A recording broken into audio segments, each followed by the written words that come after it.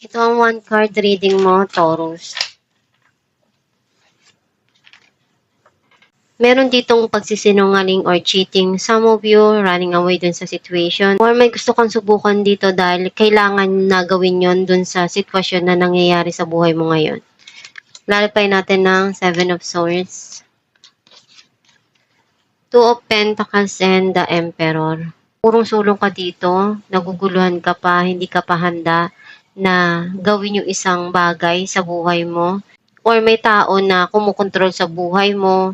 Some of you, kinukontrol mo yung nararamdaman mo or iniisip mo. Kasi may mga bagay ngayon na nagpapagulo dun sa sitwasyon at nalilito ka kung ano yung dapat mong ibigay na desisyon or gawin dun sa sitwasyon.